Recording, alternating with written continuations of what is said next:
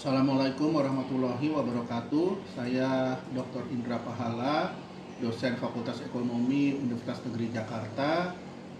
Pada kali ini mahasiswa saya dari kelas S1 Akuntansi A, kelas angkatan 2022 akan mempresentasikan salah satu materi dari mata kuliah akuntansi pajak. Mari bersama-sama kita menyimak apa yang disampaikan oleh mahasiswa saya pada kali ini. Terima kasih. Wassalamualaikum warahmatullahi wabarakatuh. Assalamualaikum warahmatullahi wabarakatuh. Selamat siang semuanya. Kami dari kelompok 12. Pada kesempatan kali ini kami akan mempresentasikan mengenai pajak penghasilan pasal 26. Nah, sebelum kami memulai presentasinya, alangkah baiknya kami memperkenalkan diri terlebih dahulu. Jadi anggota kelompok dari kelompok 12 itu yang pertama ada saya sendiri, yaitu Francisca Diviana dengan NIM 170662200.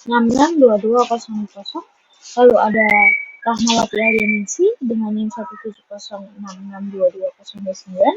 Lalu ada Syana Sabira Dewantara dengan NIM 17066220080. Nah, untuk memulai presentasinya, saya akan memulai dengan membahas mengenai pengertian dari pajak penghasilan pasal 26. Jadi, PPh pasal 26 ini mengatur tentang pemotongan atas penghasilan yang bersumber di Indonesia yang diterima atau diperoleh wajib pajak luar negeri, baik itu orang pribadi maupun badan, selain bentuk usaha tetap yang menerima atau memperoleh penghasilan. Nah, khusus untuk PPh pasal 26 ini, apabila terjadi pembayaran dividen dan bunga yang ditunjukkan pembayarannya kepada wajib pajak luar negeri yang bersifat final, maka perlu diperhatikan juga bahwa adanya terjadinya perpajakan di negara lain. Nah, tarif yang dikenakan untuk PPh pasal 26 ini yaitu sebesar 20%. Dan perlu dilakukan penyesuaian menurut perjanjian pajak atau tax treaty. Nah, dengan menggunakan tarif yang lebih rendah terhadap wajib pajak luar negeri, nah wajib pajak luar negeri ini harus menunjukkan keterangan domisilinya atau certificate of residence dari kantor pajak negara asal mereka. Nah, secara umum, akuntansi komersil dan akuntansi pajak berkaitan erat dengan PPh pasal 26, tetapi tidak terdapat perbedaan perlakuannya. Lalu selanjutnya ada pengenaan pajak penghasilan menurut perundang-undangan perpajakan mengenai dua sistem, yaitu yang pertama ada sistem pemanuan sendiri. Nah, sistem ini tuh digunakan sebagai kewajiban perpajakan untuk wajib pajak luar negeri yang menjalankan usaha atau melakukan kegiatan melalui suatu bentuk usaha tetap di Indonesia. Lalu yang kedua itu adalah sistem pemotongan. Nah, pada sistem ini dilakukan pemotongan pajak terhadap penghasilan oleh pihak yang wajib membayar bagi wajib pajak luar negeri lainnya. Nah, selanjutnya ada objek pajak. Jadi ada 8 objek pajak yang terdapat di dalam PPh pasal 26. Yang pertama itu ada dividen, lalu yang kedua itu ada bunga termasuk premium, diskonto dan imbalan sehubungan dengan jaminan pengembalian utang. Kalau premium itu terjadi apabila surat obligasi dijual di atas nilai nominalnya, sedangkan diskonto terjadi apabila surat obligasi dibeli di bawah nilai nominalnya. Lalu yang ketiga itu ada royalti, sewa dan penghasilan lain sehubungan dengan penggunaan harta. Lalu yang keempat itu ada imbalan sehubungan dengan jasa, pekerjaan, dan kegiatan. Lalu yang kelima itu ada hadiah dan penghargaan. Lalu yang keenam itu ada pensiun dan pembayaran berkala lainnya. Yang ketujuh itu ada premi swap atau yang biasa disebut sebagai selisih harga satu mata uang yang menjadi lebih mahal untuk dibeli, dan transaksi lindung nilai lainnya. Dan yang terakhir itu ada keuntungan karena pembebasan utang. Nah, untuk slide selanjutnya akan dibahas oleh rekan saya. Terima kasih. Tarif pajak. Objek dan tarif pajak penghasilan kena pajak sesudah dikurangi dengan pajak dari suatu bentuk usaha tetap di Indonesia dikenai pajak sebesar 20% kecuali penghasilan tersebut ditanamkan kembali di Indonesia. Adapun tarif PPh pasal 26 yakni penghasilan kena pajak dari usaha tetap dikurangi dengan pajak penghasilan terutang dikalikan dengan 20%. Yang A, tarif 20% dikalikan dengan jumlah bruto penghasilan berupa 1 dividen, 2 bunga termasuk premium, diskonto, premi swap, dan 3 imbalan sehubungan dengan jaminan pengembalian utang, royalti, sewa, dan penghasilan lain sehubungan dengan penggunaan harta jasa pekerjaan dan kegiatan. Kemudian, yang keempat, hadiah dan penghargaan, dan yang kelima, pensiun dan pembayaran berkala lainnya. Kemudian, yang B, tarif 20% dikalikan dengan perkiraan penghasilan neto atas. Yang pertama, penjualan saham dan bursa di Indonesia, yakni 25% dikalikan dengan harga jual. Dan yang kedua, premi asuransi. Yang A, 50% dikalikan dengan premi yang dibayarkan tertanggung di Indonesia kepada perusahaan asuransi luar negeri. Yang B, 10% dari premi yang dibayarkan perusahaan asuransi di Indonesia kepada perusahaan asuransi di luar negeri. Yang C, 5% dari premi yang dibayarkan perusahaan reasuransi di Indonesia kepada asuransi di luar negeri. Kemudian yang C, tarif 20% dikalikan dengan penghasilan kena pajak setelah dikurangi dengan pajak badan usaha tetap, kecuali ditanamkan kembali di Indonesia, branch profit tax. Dan yang D, tarif berdasarkan P3B, syaratnya ada surat keterangan domisili atau SKD. Yang E, tarif 20% dari perkiraan penghasilan neto, yakni 1.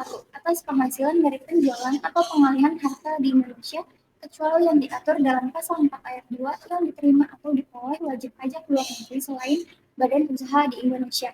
Dan yang kedua, premi asuransi yang dibayarkan kepada perusahaan asuransi luar negeri. Dan yang ketiga, penghasilan dari penjualan atau pengalihan saham sebagaimana dimaksud dalam pasal 18 ayat 3C. Kemudian tarifnya yakni PPh pasal 26 adalah 20% dikali dengan perkiraan penghasilan neto. Dengan catatan, perkiraan penghasilan neto ini ditetapkan oleh Menteri Keuangan. Selanjutnya yaitu syarat penanaman kembali. Yang pertama, dilakukan dalam bentuk penyertaan modal pada perusahaan yang didirikan dan berkedudukan di Indonesia sebagai pendiri atau peserta pendiri. Yang kedua, penanaman kembali dilakukan dalam tahun pajak berjalan atau selambat-lambatnya tahun pajak berikutnya.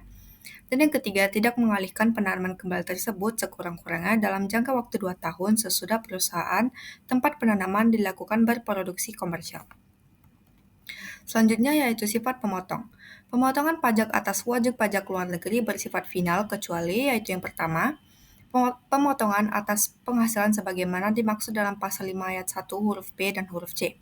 Huruf B yaitu penghasilan kantor pusat dari usaha atau kegiatan, penjualan barang atau pemberian jasa di Indonesia yang sejenis dengan yang dijalankan atau yang dilakukan oleh bentuk usaha tetap di Indonesia. Dan huruf C yaitu penghasilan sebagaimana tersebut dalam pasal 26 yang diterima atau diperoleh kantor pusat sepanjang terdapat hubungan efektif antara bentuk usaha tetap dengan harta atau kegiatan yang memberikan penghasilan dimaksud. Dan yang kedua yaitu pemotongan atas penghasilan yang diterima atau diperoleh orang pribadi atau badan luar negeri yang berubah status menjadi wajib pajak dalam negeri atau bentuk usaha tetap. Oke, selanjutnya saya akan membahas mengenai contoh soal dari PPh pasal 26. Jadi di sini terdapat keterangan bahwa PKP BUT di Indonesia pada tahun 2022 sebesar 17.500 juta. Nah, ditanya berapa besar PPh 26-nya. Lalu yang pertama kita cari pajak penghasilannya dulu. Jadi kita tulis PKP BUT-nya itu sebesar tadi kan 17.500 juta. Lalu kita kalikan 17.500 juta ini tadi dengan 22%. Lalu didapat hasilnya 3.820 juta. Nah, kita hitung PKP setelah pajaknya itu dengan mengurangi PKP BUT-nya dengan persennya tadi. Jadi 17.500 juta dikurang dengan 3.850 juta dan didapatkan hasil sebesar 13.650 juta. Nah, untuk mencari PPh pasal 26 terutama itu, jadi persennya itu 20% dikali dengan yang tadi PKP setelah pajaknya, yaitu sebesar 13.650 juta, dan didapatkan hasil sebesar 2.730 juta. Nah, apabila penghasilan setelah pajak sebesar tadi kan 13.650 juta tersebut diterapkan kembali di Indonesia, sesuai dengan atau berdasarkan peraturan Menkeu, atas penghasilan tersebut maka tidak dipotong pajak.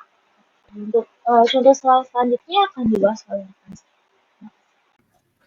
Kemudian, contoh soal mengenai pembayaran gaji pegawai asing. PTA membayar gaji pegawai asing sebesar 4.000 US dollar dengan kurs sebesar 11.500 per US dollar. Itu PPh pasal 26 dan buat jurnal.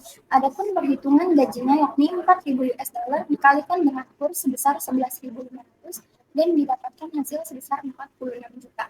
Kemudian PPh pasal 26 yakni 20% dikalikan dengan 4.000 US dollar dikalikan dengan kurs sebesar 11.500 didapatkan hasil sebesar 9.200. Kemudian jurnalnya yakni beban gaji sebesar 46 juta pada hutang PPh pasal 26 sebesar 9.200 dan kas sebesar 36.800.